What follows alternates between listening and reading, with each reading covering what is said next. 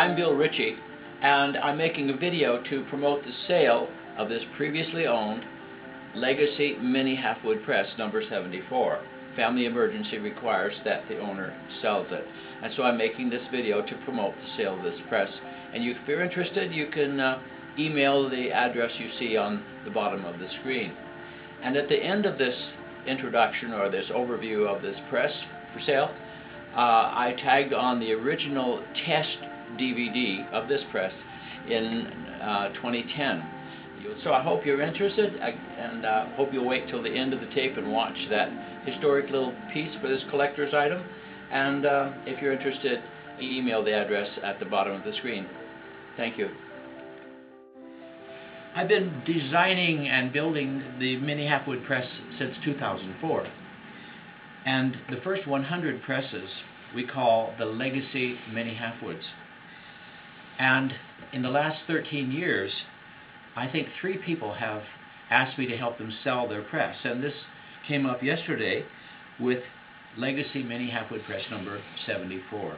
And I thought I'd go over some of the features of the Legacy line that distinguish it from the later models after, I think it was number 103, the so-called Pram Halfwood press. The Legacy Mini Halfwood press came with a box. This is a handmade box. I made it myself and stamped it all around on 4 sides. And on the back has actually a fragment from the legend of the Emeralda story I wrote that goes with the story of the press.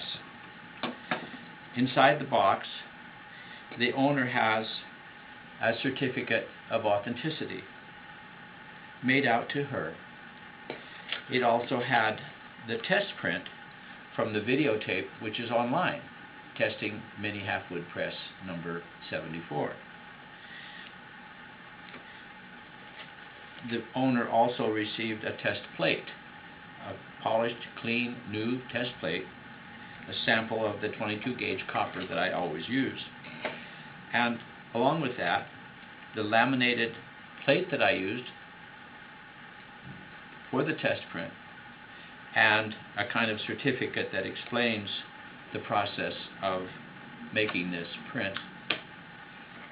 Blankets, of course, come with all the presses, and a little book, kind of a baby book, explaining the history of this particular press. And an Allen wrench for the occasions when sometimes the owner might need to tighten the wheel. And it came with a user's manual. So that's what the owner got when they were buying the Legacy Mini Halfwood press. Some of the features of the press were that I made the sides book matched. In other words, these are 2 pieces of black walnut put together, and of course it has the medallion giving the number.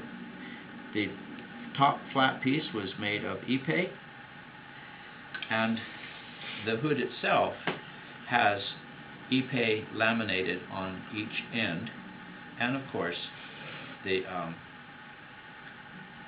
badge. In those times, I also was putting a name tag with the owner's name laminated into the little brass name tag, and the medallion, of course. Unlike the Pram Halfwood press, it has no chain connecting the 2 sides. So I instructed the owners to always use a counting method to keep the level even on the top roller. But other than that, it's largely the same press. We're offering it online. You can get information by using the email address at the bottom of the screen. So I hope you will consider owning this press and become the second owner of number 74. Thanks for watching. I'm Bill Ritchie.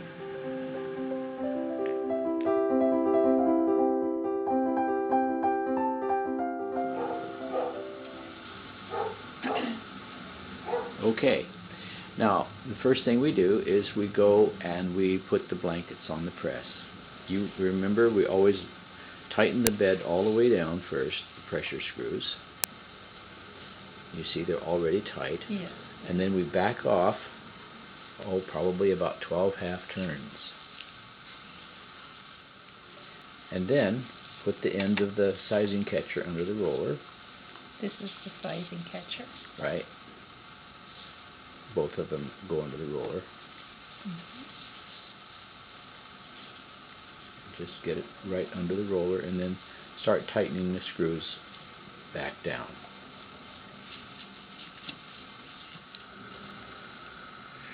About as tight as it'll go, right? Mm-hmm. Now we have these little roller rulers on the side where we can look at the numbers, and so you can line up the top of the block with a number. Okay, then that's right, flip the blankets back. Now let's get started with the plate. So you leave it there and then do it in there. And you can pick up a little black ink with the spatula and just put it on the plate. And then you use the cardboard, the pieces of cardboard. Oh, yeah. More than one? Just one. Because the metal one could scratch the plate.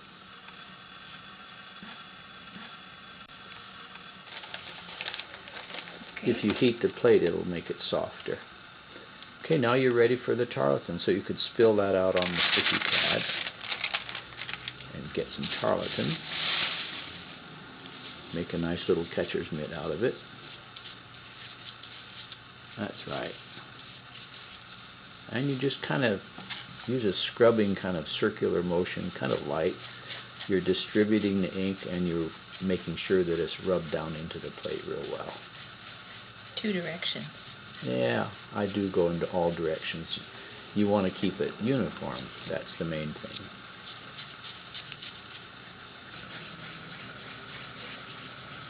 Let's see how it looks now. Yeah, that's a good place to stop. Now you're ready for the paper wipe.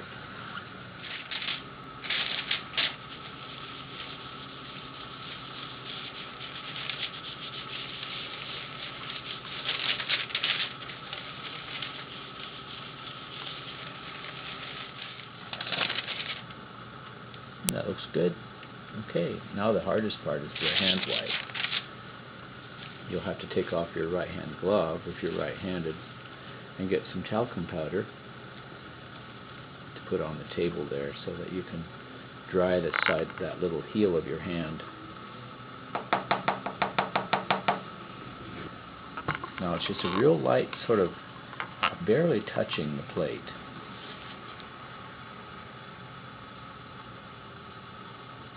This is kind of a slow process. You just sort of keep working all the areas, and of course the polished areas are the areas you want to have fairly clean.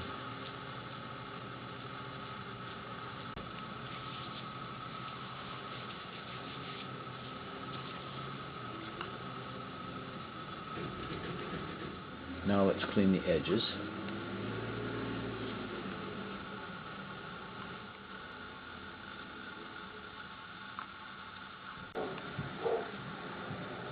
Okay, now we're ready to warm the plate first. It prints better if it's warm.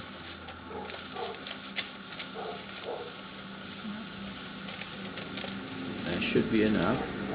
Now you should be able to pick up the plate. It shouldn't be so hot that you can't touch it. Don't be afraid of it. Okay, is it hot? Mm-hmm. And put it on the press bed. Alright, now the paper is over there. Are your hands clean? Not real clean. Give them some powder. Just put some powder on your fingers and that'll keep the ink from transferring to the paper.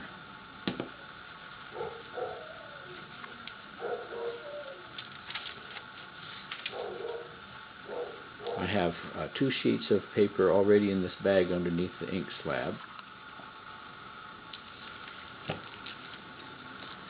They probably will stick together. You just take one out, You don't have to separate them, just take them out. Separate them outside. Oh, got it, okay. And then try to place it over the bed, over the plate, so that it's pretty square. Okay.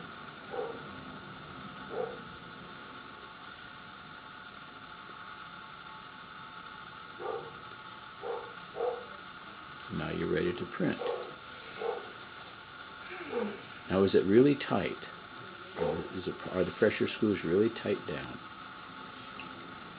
Yeah, okay. That's probably good. Let's go ahead and print.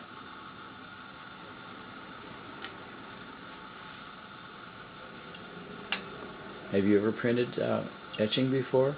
Never. Your first time? Mm-hmm. Pretty exciting, isn't it? Yes, it is. Okay. About time. Well, why don't you go back through again for the convenience of the camera, so that when you pull the proof, we'll be able to get a good view of it. You feel the pressure, don't you, when it goes through? I do. There. Now, if you stop short of actually going off the blankets, it helps. Mm-hmm. Okay, now you can fold back the blankets. And there's a pencil there for a moment number over here. And the moment number will be 10. Right here. Yep. 12. 23. And let's see. It's 10:50. So 105. So we're ready to pull the proof.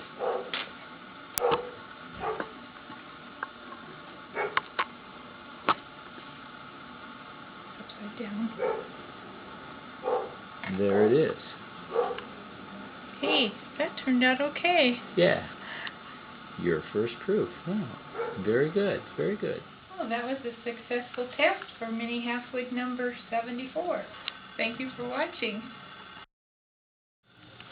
Okay, now when the owner gets the box, she gets all the things in it I call the printmaking accessories. She gets a card that will have this plate that we just printed laminated to it. This is the test plate. And on the inside of the lid, she has the certificate of authenticity. And we have an Allen wrench, which is for tightening the hub on the pressure wheel, the turning wheel, if it ever got loose, which is unlikely. And then there is a set of new blankets, the pusher and the sizing catcher. We only use 2 on a Mini Halfwood. There's a little book that has notes by the pressmaker, myself, and that is on the press, like a little baby birth certificate. And there is a, what is that? Oh, that's a new copper test plate, so that she can start right out, if she wants to, making a card-sized test plate. And then finally, there's an owner's manual. And some stamps, some extra artist stamps for the press. And that's what we get. There will also be the DVD. The same DVD you're watching right now will be included in the box when the DVD is finished. And one more thing I'm going to do is I'm going to save this ink. This is Charbonnel soft black etching ink. I'm going to save it. I'm going to put it in a little piece of wax paper, and it'll keep in there for a short while, a week or 2. I'm going to roll it up into a little kind of a wrapper like that, and tuck that into a little plastic bag. And I'll put that in the box too. After we got finished, I printed the second of the 2 trial proofs. The one I printed is on the left, and the one on the right is the one Linda printed. Pretty good match, don't you think? And when the prints are dry, they'll be packaged up and put in the box. So the owner gets the trial proof, and I keep the other trial proof for my collection.